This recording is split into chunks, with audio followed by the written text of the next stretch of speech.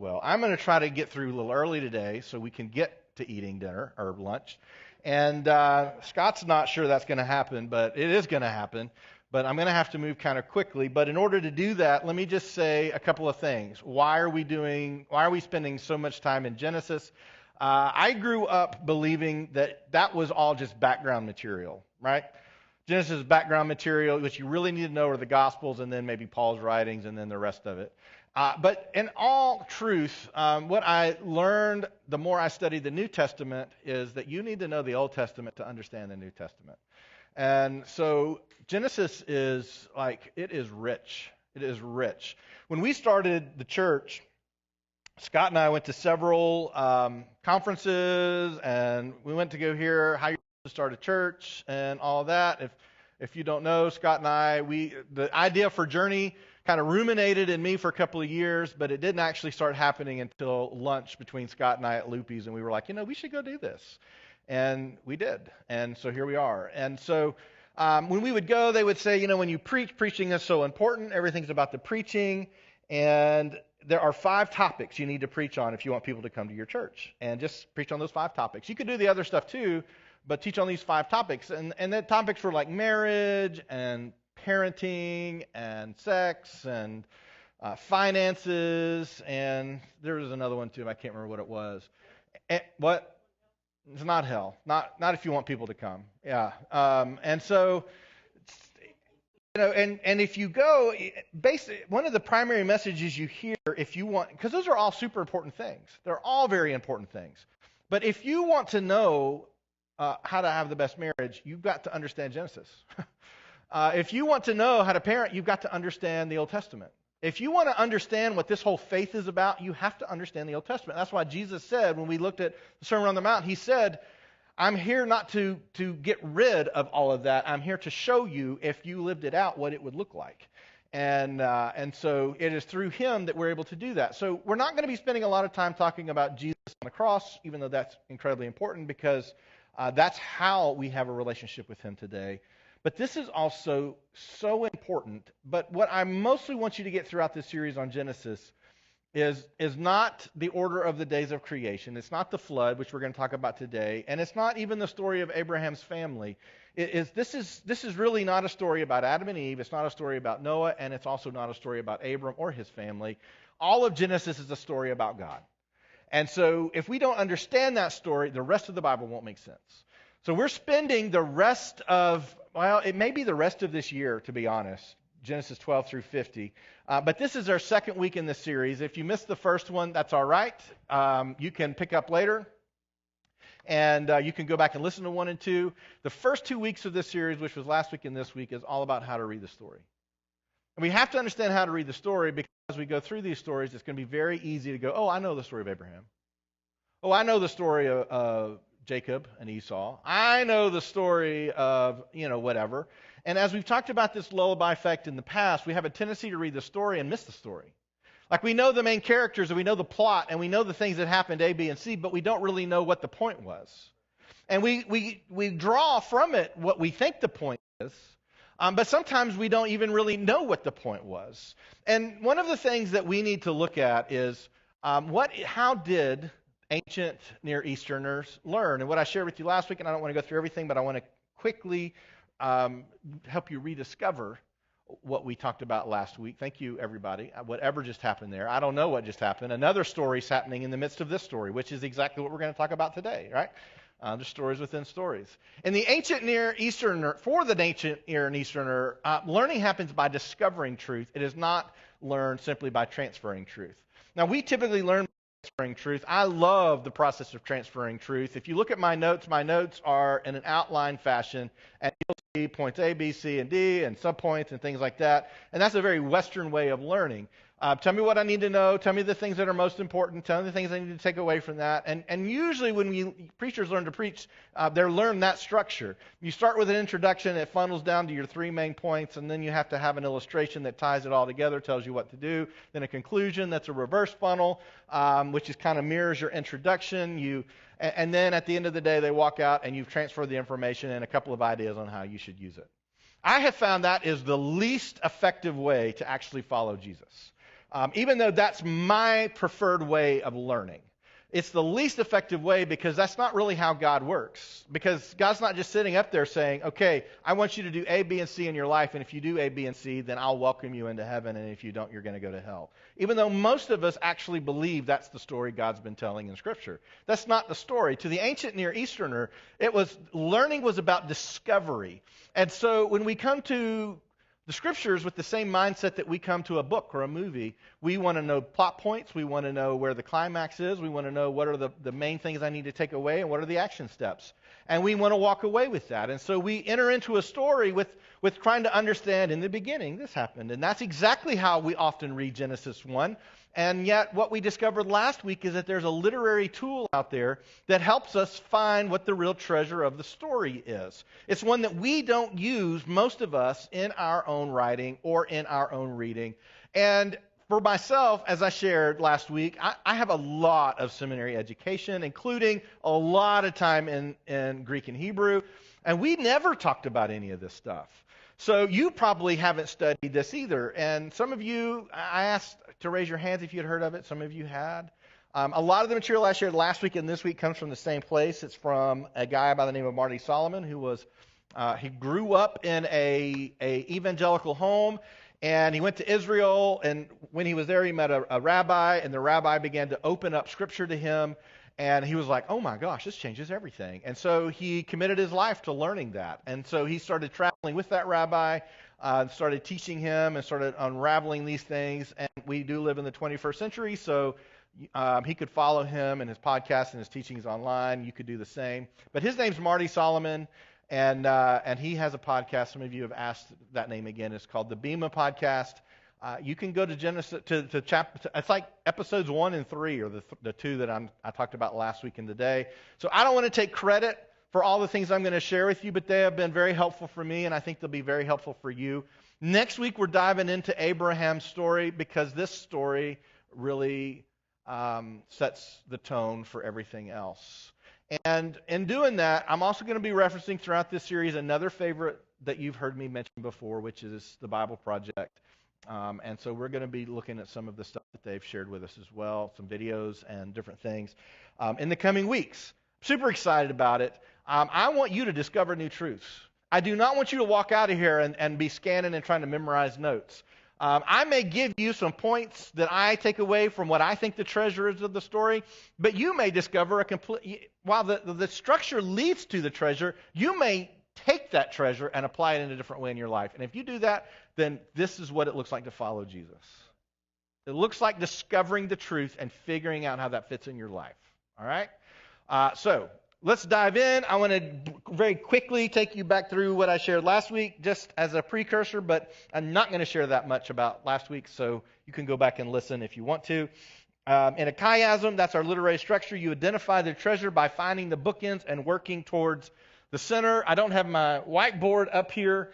I heard there were some snide remarks about my whiteboard last week. And that's okay. I still love you, even though you're wrong. But some people made fun of my whiteboard, said you couldn't see it, and things like that. So if anybody has, I tried to find like an old school chalkboard, black chalkboard. If anybody's got one or knows where we could procure one, I mean like old school, like has wheels on the bottom, and when you roll it out, it squeaks. I have that kind of old school chalkboard that'll give us a little more contrast. I'm looking for one that's like a 4x6. I found one, I thought, and then I didn't. So they're not real easy to find because when's the last time you went shopping for a chalkboard? Probably not anytime soon. Anyways, I shared some drawings. I decided to put them on a slide for you instead. So next slide. Chiastic structure, two ways that we primarily see that. There's a repeating structure where there's A1, B1, C1, and then there's A2, B2, C2. So where A and A mirror each other, B and B mirror each other, C and C mirror each other, we find a treasure in the middle. We saw that structure in Genesis 1 in the creation story. Next slide. There it is. We can also have a completely mirroring structure where you have A, B, C, and D, and then the exact opposite, or in the reverse in a mirror, D, C, B, A. And then when you find the very center of that story, you find a treasure. Now, I want to give the same warning this week that I gave last week, and that is we are not going to get caught up in codification. If you've been around Christianity for any amount of time, you know people try to find secret codes in the Bible, and then they try to come up with new knowledge as a result of that code. Usually when someone does that, they're trying to determine when Jesus is going to return. And they'll take the third letter of this verse and the 15th letter of this verse in this chapter and the 6th letter over here, and then they'll say, oh, it's August 12th, 2022. And then August 12th, 2022 comes. And nothing happens. And then it's August 13th. Then we're like, well, we shouldn't listen to them either. So we're not going in this weird, confusing route of codification. But this is a genuine, ancient, Near Eastern literary tool used to show us the point of the stories that we tend to just gloss over. And I want to quickly do the two that we did. I just want to show you the structure, then we're going to move on and spend a little more time on the flood story today. So next slide. This is the chiasm. Now, Jeremy, I did the same color you did, and it doesn't show up like you did. So he fixed this last week. We had this wonderful moment last week where everyone, like literally everyone out here went, ah. And I thought, they got it. I was so excited. I thought you would have gotten it before that moment, but if it was then, that's fine. But like everybody collectively got it, and I turned around and he had fixed all my slides. So everybody was happy to see that. Had nothing to do with me whatsoever. See, just like that. Jeremy, you are so good at this. So, I want you just to see this quickly. This is not the whole verse. You see A1, B1, C1. You see the treasure, A2, B2, C2. Mirror. Day 1, God created light, separated it from the darkness. Interestingly, at day 4, God created the lights in the sky, the sun, the moon, and the stars. They mirror each other. B1, for day 2, God created water and separated it from the sky. We drop down to B2 towards the bottom. On day 5, God created the birds who flew in the sky and fish who swam in the water. So you couldn't have day 5 without day 2. And then C1, day 3, God separated land and water and created vegetation on the land. Drop down to the very bottom, C2. At day 6, God created, commissioned humanity to manage the rest of creation and gave them something to eat. So you couldn't have day 6 without day 3. So A, B, and C, day 1, 2, and 3 mirror day 4, 5, and 6. And so if we go to the center of that chiasm, we find the treasure. And the verse right in the middle of that, and God said, let there be lights in the expanse of the heavens to separate the day from the night, and let them be for signs and for seasons and for days and years. And that word moed is right in the middle of that chiasm, seasons. So these days are important. But what we've done over time is to say a test of faith is that you have to believe these all happen in 24-hour periods of time. And let me just reiterate, and I've had this conversation a couple times this week. If God created this in 7 24 or 6 24-hour periods of time, I'm totally fine with that. But I'm also totally fine if it took him millions of years to do that, because the point of the story is not this. It is not the point of the story is not the science of it. The point of the story is that God created it. God had an intention for the way he created it. But the center point of this story, it has nothing to do with the time periods. The center point is there are seasons. There are sacred seasons. Now, one of the points that Marty Solomon brings out about this is that this is written to a group of people that their whole livelihood is around what they do, their ability to produce. Scholars tell us that this was likely written after Genesis 12 through 50.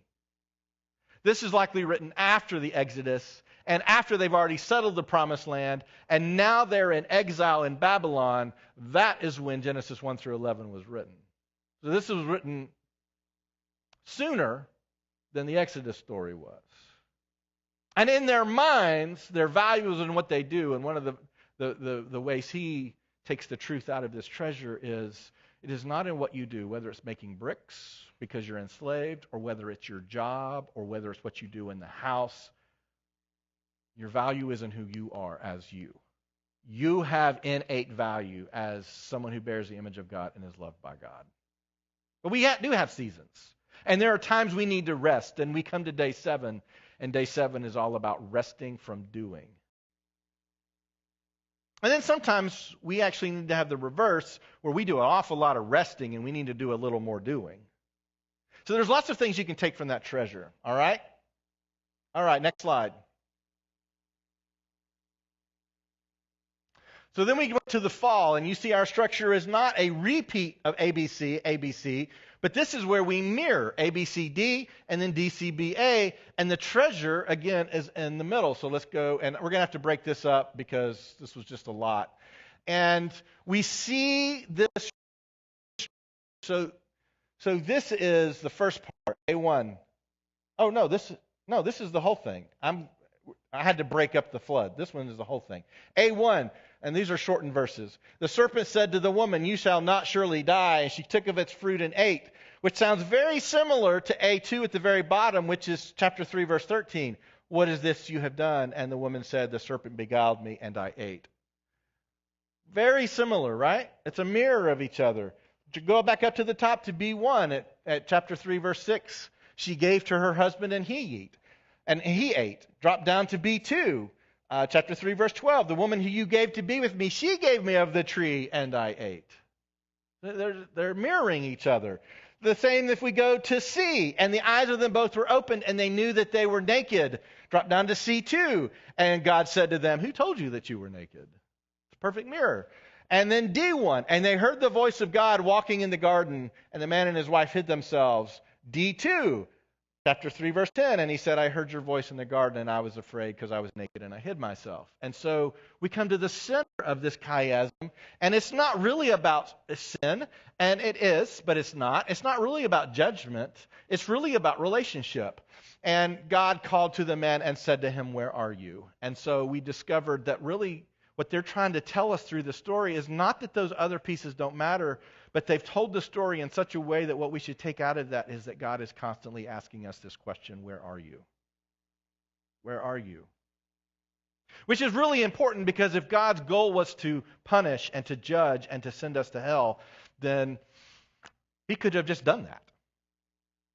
But instead, he's saying, "Where are you?" It also reminds us, and if you're not following us on Facebook or you're not a part of our private group as an attender, I also sent a couple of reminders this week that just said, just keep in mind that God did not move.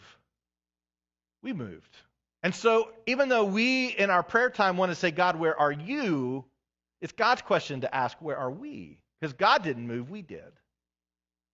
But also that God's primary intent here is not to punish, but to bring us back. And that's what the whole rest of the story is about. Next slide. The central question driving the rest of the story in Scripture is a holy and loving Creator asking, "Where are you?" So if you've come up in a religious system that has been like, "You better not do anything wrong or you're going to hell," like this is revolutionary for you.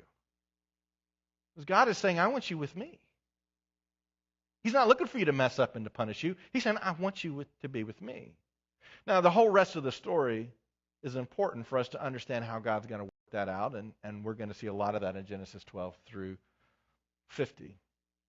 But what I want to do is I want to take you through one more of these. This is the last one I'm going to take you through pre-Genesis 12, because we'll see plenty of these throughout the rest of Genesis, but I want you to see this in another story that you're very familiar with, and that's the flood story. And everybody knows the flood story. I mean, the flood story is we got so bad, God needed to wipe us out. And if it weren't for good guy Noah, we would all be toast. But is that the point of the story of Noah? In some ways. But there's always a story behind the story. There's always something more going on than just what we see with their eyes. And with this lullaby effect, what we have a tendency to do is just gloss over, because I've heard that story. Because if you grew up in the church, you heard the story of Noah all the time. I mean, you had the little ark with the little animals you could play with, because who doesn't love animals? I mean, we don't have like all the perishing people. Wouldn't that be a neat place set? Like Fisher-Price, true Noah story, and you get like 12 animals and 1,000 dead people. Like, that's the story of Noah, right? But those don't sell. Those don't sell. They might now, but they don't sell. So I want you to see this story within the story of Noah. And this is also, my intent here is not to say that the flood didn't exist, didn't happen. I mean, this is where we can gather information from lots of places. And one of the things that we find when it comes to a global flood is that every ancient civilization has a story of a global flood, which seems a little conspicuous, doesn't it? It's like if one person says, "Oh yeah, the whole world flooded," you'd be like, okay. But if you literally have people from all over the world saying, "Yeah, the whole world flooded," then there probably was a really big flood at one point, right? And interestingly, there's lots of similarities in these flood stories, including the fact that the god or gods, depending on which story you read, looked down on humanity, and it was so corrupt and so messed up, they just wanted to wipe us out. It's just that most of the flood stories don't end the way that Noah's does. Even though some ancient flood stories written in other places reference Noah and his sons. One of the oldest pieces of literature we have, written well before this flood story, based on what we know from archaeologists, is the Epic, which was another flood story. And in that one, the gods were just done with us, and they were going to destroy us. And we have this hero, and this hero comes in and builds a boat and puts all these animals on the boat, and in spite of the gods, rescues all of humanity and animals through this representative group of people on the raft. But he did it in spite of the gods, because the gods intended for everything to be destroyed. Well, the story of Noah is very different, and I don't intend to read through all of this, because as I said, you'll find not only a chiasm, you'll find chiasms within chiasms, and sometimes you'll find them nice and neat, like in Genesis 1 creation account, and sometimes you'll find them nice and neat in the fall account, where you can just look at a few verses right together, and then sometimes you'll find them written over not just verses, and paragraphs, and then in the way we have our Bible, designated through chapters, like really large sections. Now that's encouraging to me, because it tells me they weren't just out telling fairy tales. They were focused on this story. And they were telling this story with layer upon layer upon layer, layers that most of us miss, because the writing of Scripture is just absolutely brilliant. They think on a level we don't think on. And if we in our Western linear thinking do not stop to discover the way they were writing, we're going to miss a lot of what they're saying. So let's jump into this story. This is the flood story. We find this in Genesis. We find it starting in Genesis chapter 6. I got to find my notes. Where are my notes? Here we go. Well, let's just start. Let me go in order of my notes so I don't get lost. But we find it in chapter 6, and this is going to go through chapter 9. But I want to read just the beginning of the story, which begins in Genesis chapter 6, beginning with verse 9. And it says, "This is the account of Noah and his family. Noah was a righteous man, the only blameless person living on earth at the time, and he walked in close fellowship with God. Noah was the father of 3 sons, Shem, Ham, and Japheth. Now God saw that the earth had become corrupt and was filled with violence. God observed all this corruption in the world, for everyone on earth was corrupt." Which, interestingly, he just said Noah wasn't, and then it says Noah, everyone was corrupt. That's going to be important later in the way that we look at Abraham and his story.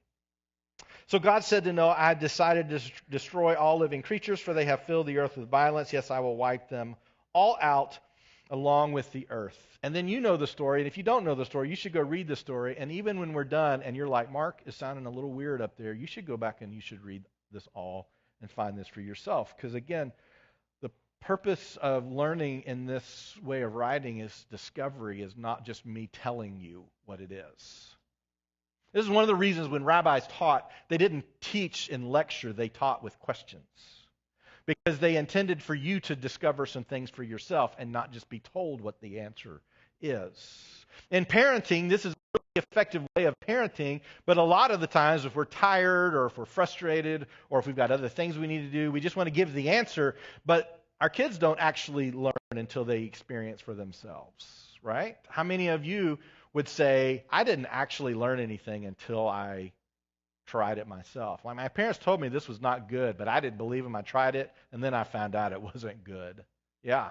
And Jonathan's just started driving. He's our third who started driving. He just got his license, which, we ought to help each other with a little APB out when our new drivers are on the road just to let us know. But that's not how it works. But I told Jonathan, listen, you're an okay driver, but you don't really learn how to drive until you drive by yourself.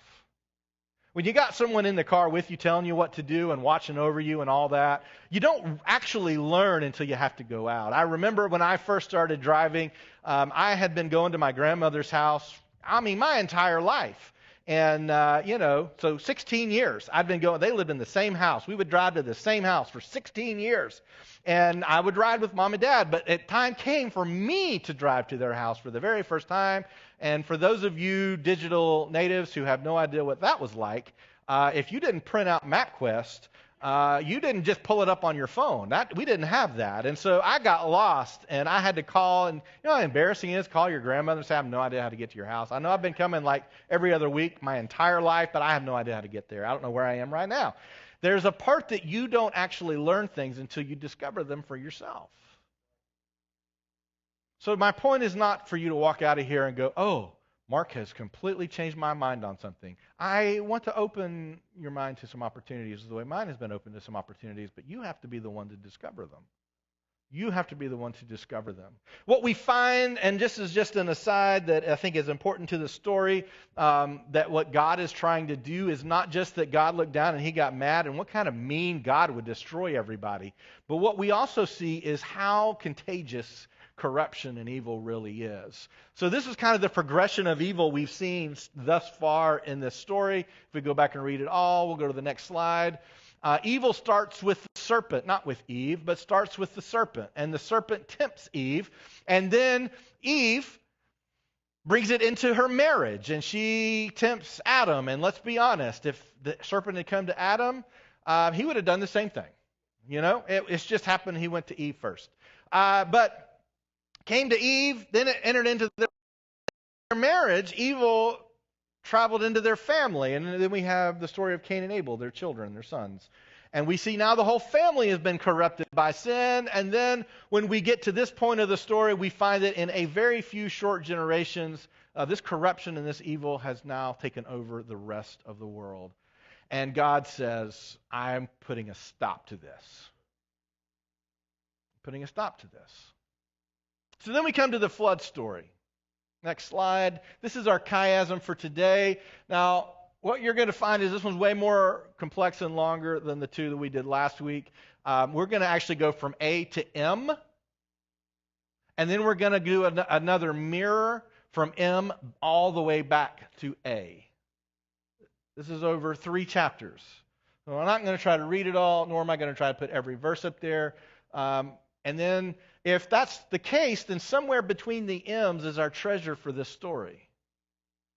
And you may think you know what that treasure is. And maybe some of you are already looking for it. I can't do this on our screen as well to show you the mirroring, but go ahead and go to the next slide. This is what we see, A through M, the very first part of this story. This is going to take us from Genesis 6:9 all the way to Genesis 7, verse 21. This is our first telling. You'll see A1, B1, C1, all the way down to M1. Then you'll see some numbers that are now yellow, better than that dark red that I had. And we begin that Noah was a righteous man in verse 9. Okay? And if you're not following along, this is way easier if you're following along on YouVersion because you can see the whole thing on YouVersion. So if you're not on YouVersion, you can do that. And by the way, I had someone else ask, and I usually would say this, and I haven't in quite some time. Like, we have the slide up that you can type in the direct link or the QR code you can scan to get to today's notes. But if you have the YouVersion app and you want to know just how to find it, it's a little buried.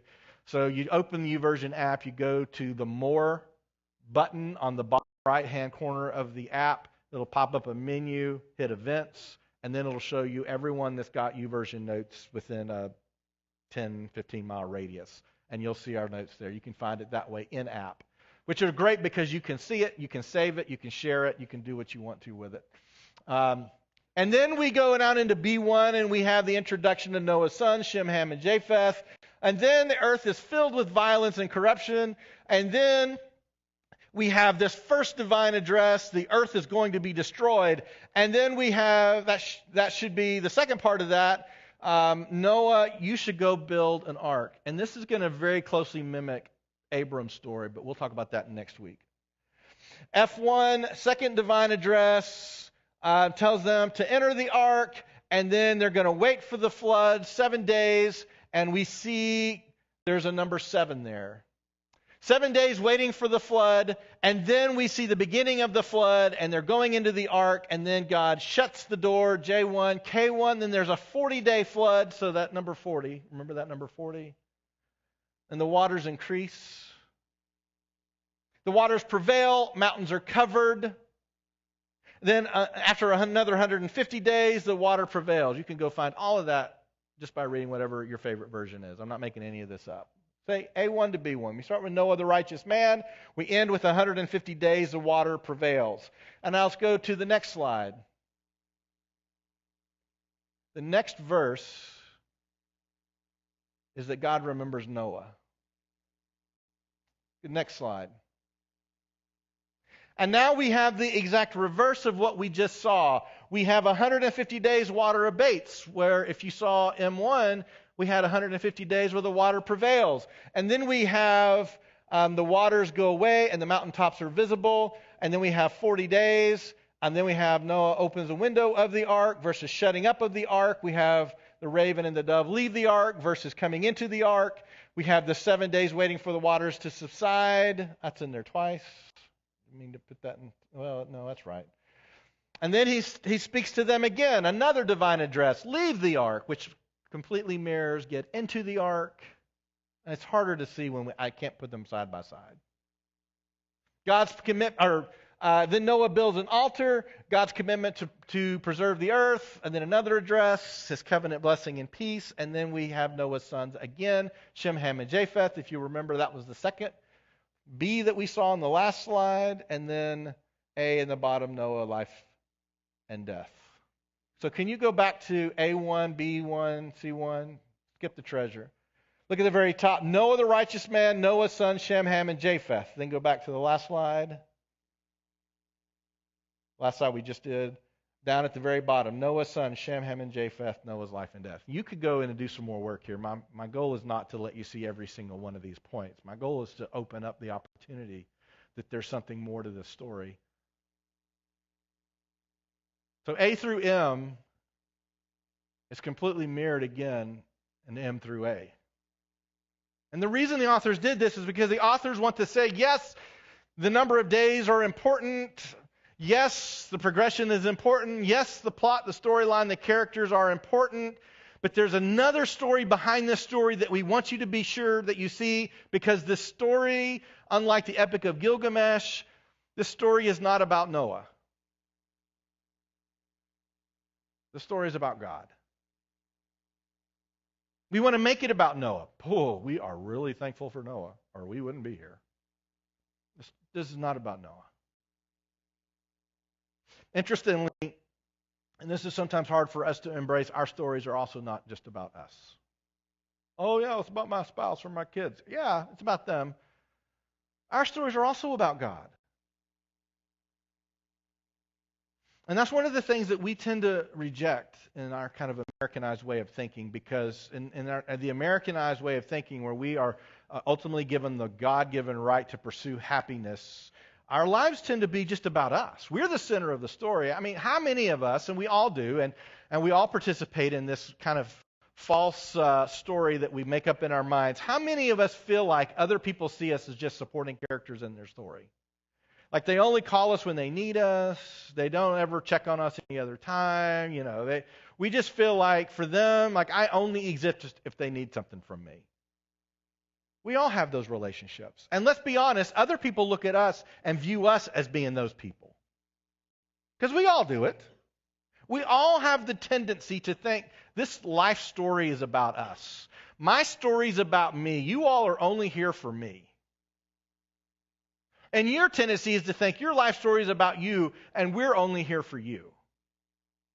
And if we're honest, a lot of people live this way and a lot of Christians live this way. But this is not God's story. This is not what the story that God wants us to know. Also, the point of this story is not, if you want God to work in your life, you've got to make sure you're the righteous person. And this is one of the themes that I want us to see over and over and over again in Genesis 12 through 50, is that God kept working in the lives of people who weren't righteous. Now, that may bring some relief and some hope to some of you who are like, I'm trying, but I'm not very good at it. To know that God is not just saying, Mark, he can't get it. And yet, he continues to work. So the very center of these two mirroring sections, what's interesting about what they really wanted us to see and the interpretive lens for the rest of the story is not wickedness, and it is not sin, and it is not judgment. But if we go back to that treasure slide, the treasure is God remembers Noah. Which is kind of an interesting center of the story, because you would sure hope God would remember him, because at this point of the story, he's already on the boat with the animals floating on a flooded world. Like, what else did God have to do? You know, like, all of a sudden, it's just Noah and his family. You don't have to be worried about anyone else right now. But the text says God remembers Noah.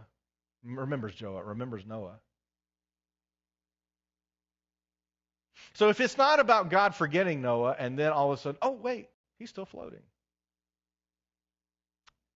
What does this mean? What does the center of the story mean for you? Well, for you, you have to discover, what does it mean that God remembered Noah? And sometimes you need to ask the question, does God remember me? Do you ever pray that? I pray that. God, don't forget us. Don't forget me. If you don't ever pray that, I would encourage you to start praying that. And it's not that God forgets me. See, in this story, Noah has not all of a sudden escaped his ability to know that he exists and that he's in this peril. Instead, it is God being intentional to say, I'm thinking about you. I'm active in your life. You're the center of my attention right now. One of the things I think we struggle with this post-pandemic world is that we were told that we do good by being separate, not being close, not being together, not being in the same room. And so we embraced it, and we did it, and we practiced it. You know, psychologists tell us a habit takes 30 days to build, but we did it for 2 years almost. And some of us, we need to remember each other again. Not that we've forgotten, but we need to be more intentional about these relationships, just as God was intentional about this relationship with Noah. God remembered. This points, and we saw this throughout the Sermon on the Mount, Jesus pointing us to an intentional way of life, which is, you won't accidentally find this. You won't accidentally experience this. You won't accidentally enter the kingdom of heaven. You won't accidentally experience the kingdom of heaven here on earth. You cannot just accidentally experience it. It has to be intentional. So many of us, we live our lives with so many things we're trying to accomplish and so many priorities that we're trying to juggle that we stop being intentional about the most important things and we just give it whatever time we have left. Which is why we spend so little time with each other anymore. God remembers Noah. What would it look like in your life right now for God to just show up in your face and say, I remember you? What would that do for you? I remember you. This is the treasure of the story. God remembers Noah. Now you can take from that what you want, And even that is not meant to be just a thing, oh, God remembered Noah, okay. It's meant for us to discover and spend some time and to explore and to figure out what does that mean for us. If we go back within there, we also see a chiasm. Within a chiasm, not only do we see the topics, can you go back to that first slide? So we see the number 7. There's actually another 7, the 7-day wait for the flood in G1. So it's 7, 7, 40, 150, and then go back to the, and we see the exact reverse in the exact same order, 150, 40, 7, 7. We have a chiasm within a chiasm. And when you begin to see these things, you begin to go, oh my word, these people were deep. We tend to look back at people that came up in older times and ancient times, and they were simple. Like, we're way more simple than they were. And so when we discover this, does this lead to a place of going, wow, I need to go read some more stories again? Or do you go, oh, that was an interesting 30 minutes, 40 minutes.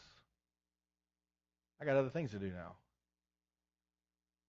There is just something about the Holy Spirit that when you begin to see these truths, that they grab your heart and they don't let go. And you need more. There's a thing about a follower of Jesus who just needs more. And there's a point in this, there's a point in our culture where, like, I just don't need more of Jesus or the Bible or any of this stuff. And you can't follow Jesus that way. I mean, the Holy Spirit draws you to this. Jesus said this is what the Holy Spirit will do. It will not only convict you of this, but lead you to understand this. And it just draws you in.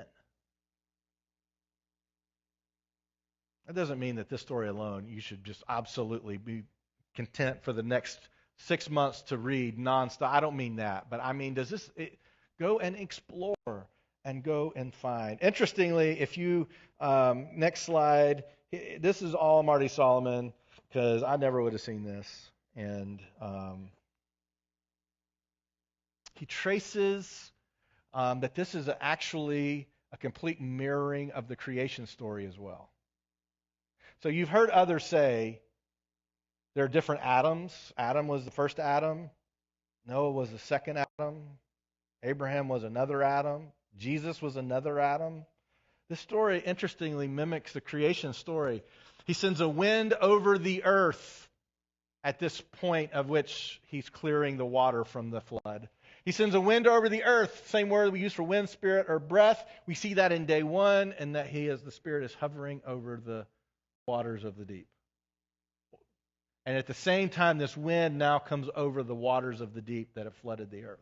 That's day 1. Day 2, he opens a window. But day 2 in the creation story is he creates the light to separate the light and the darkness. And the window lets in light. All Marty saw him. I wouldn't have come up with that. And then day 3, the rain stops. And now you have water above and you have water below. And the dry ground appears, which mirrors day 3. Noah sends out a raven, and the raven comes back, and now you have birds in the air. He sends out a dove, and the dove doesn't come back, and now you have animals on land. That's day 5. And then on day 6, animals leave the ark, and then the humans. And God created the animals, and then the humans, and they populated the dry ground. Now, I am not going to put my eternal destiny on this little coincidence or not. Simply to say, these stories are incredible, right? As I shared with you last week, if God handles his story this carefully, don't you think he handles your story carefully too? We so many times think he forgets us. I'm just over here doing my thing. Where's God? God remembered Noah. God remembers you. God handles his story with this great a care. God handles your story with great care as well. All right, I have to finish this section of Genesis because it completely sets us up for Abraham and his family. And Marty Solomon draws the conclusion, where's day 7? You would expect there to be rest, but in the Noah flood story, there's not a day 7 for rest. We immediately go to verse 8 in chapter 9. This is that passage. It says, and listen for repetitiveness here. Then God told Noah and his sons, I hereby confirm my covenant with you and your descendants, and with all the animals that were on the boat with you, the birds, the livestock, and all the wild animals, every living creature on earth. Yes, I am confirming my covenant with you. Never again will flood waters kill all living creatures. Never again will a flood destroy the earth. Then God said, I am giving you a sign of my covenant with you and with all living creatures. For all generations to come, I have placed my rainbow in the clouds. It is the sign of my covenant with you and with all the earth. And when I send clouds over the earth, the rainbow will appear in the clouds, and I will remember my covenant with you and with all living creatures. Never again will the flood waters destroy all life. When I see the rainbow in the clouds, I will remember the eternal covenant between God and every living creature on earth. Then God said to Noah, yes, this rainbow is the sign of the covenant I am confirming with all the creatures on earth. And oh my goodness, please don't carry on a conversation like that with me. I got it the first time about a covenant. And it's between you and me and the rest of the earth. Got it. Got it. Like, you ever have those conversations? And it's like, sometimes I find myself doing it. I get disgusted with myself. Like, I've said that 3 times now. I need to stop. I've done. It's said. And we look at just this short little 9 verses. Covenant is mentioned 7 times. You'll notice last week we looked at other numbers, 7s and 3s and 10s and things. Covenant's mentioned 7 times. Earth is mentioned 7 times. Clouds are mentioned 5 times. And rainbow is mentioned 3 times. And so what we find within this little passage right here are chiasms within chiasms, using repetition of different words. And if you remember, chiasms mirror each other, and the treasure is where? In the middle. So if you have 7 of something, where's the middle? 4. If you have 3 of something, what's the middle? 2. Again, I don't want to get into the codification of weird stuff like Jesus is going to come back if you don't give me $1 million, even though I think that would be pretty cool. But either way, honestly, comes back or gives me $1 million. I'm up for either at this point, right?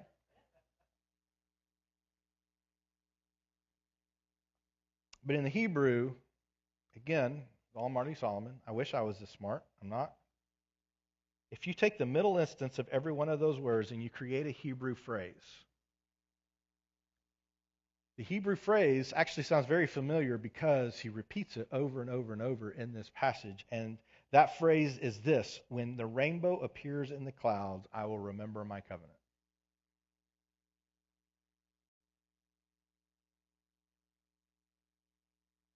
So this new earth that we have, new earth language is not new, right? We see it in other parts in Scripture. This new earth now that is now starting through the family of Moses, and we see the story within the story within the story. We see this incredible chiasm that says God remembers.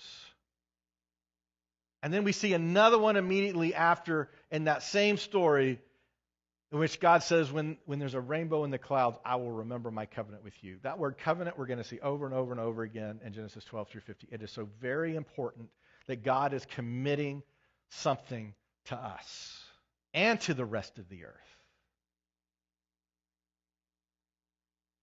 This is so incredibly important.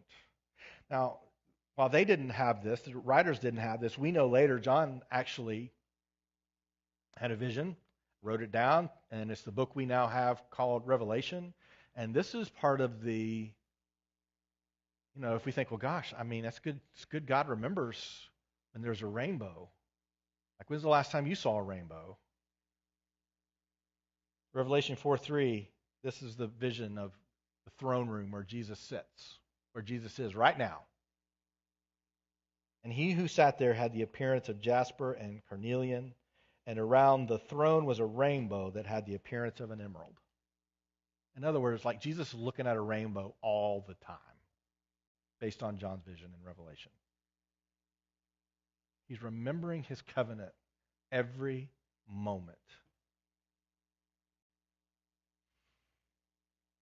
Now, you may or may not feel that that's an important thing. My point today is not to say that this covenant and this rainbow and the flood event is like the most important thing in the Bible. That's not my point.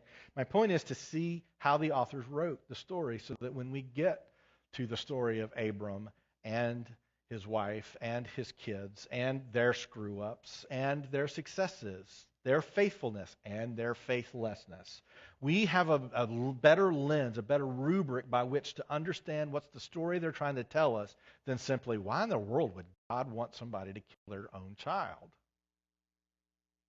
There's so much for us to discover. If you grew up in Sunday school like I did and you had the little Fisher-Price Noah and the Ark play set, you are in great danger of tuning out. Know the story. He was faithful. God provided a ram. Big deal. Well, it is a big deal. But probably for more reasons than you recognize unless you explore the story and the stories within the story. For now, what do we leave this story with? If we were to take this story on the three main things that we see happening throughout Genesis 6 through 9, we find that there's all evil all the time. Right? Not a good picture. Some would say, it feels kind of familiar. All evil all the time, but God remembers. God remembered Noah. And he says, I will remember my covenant. So the story is not about punishment. The story is not about death. The story is not about, you better not screw up or God's going to come get you. The story is, I'm going to remember you. This is never going to happen again. I'm committing a covenant to you. And in so doing, I will never break it. I will never break my promises to you. If you're here today and you're thinking, I am not sure God has made me any promises, I assure you He has. If you're sitting here thinking, I am just trying to get my life together so that I can be a part of a church, or I can be a part of God's family, or I can just hopefully go to heaven one day. Oh, this story is so much better than just trying to be perfect. Oh, that is such a defeating way of living life. But I hope you'll join us next week. We're going to start with Abram. We're going to start with the basic question of why Abram? We're going to be pulling in some stuff from our friends at the Bible Project that I've shared with you before, and which I'm super excited about. And I've been told at some time, I've been told before the things I intend to share with you might not be a good idea if you want to grow the church. And I'm okay, cool. This is good stuff. I believe this stuff. This is not just good storytelling. This is true. And when we embrace the idea that this is true, life opens up. Your relationship with God, it opens up. You start seeing things you never saw before. You start hearing things you never heard before. And just not to freak you out, I don't mean like you start hearing voices. If you start hearing voices, we need to get you some help. But you will hear and see things, just as Jesus said, let those who have eyes to see, let them see. And let those who have ears to hear, let them hear. You will hear and see things you never heard, you never saw before, and life will open up. It's an amazing adventure, this thing called life, that God has not only gifted us, but promised to walk with us and covenanted not to destroy us. And we know that ultimately that covenant is going to be fulfilled through Jesus Christ. I want to pray with you. We've got our offertory song we're going to sing and worship, and we're going to worship through giving. And then I believe Scott is out grilling burgers right now. If you want to go grab some burgers, hang out, visit, you can go to the event hall. The youth suite will be open. We've got some cornhole and spike ball outside. If you just want to sit and talk, sit and talk. Let's remember each other.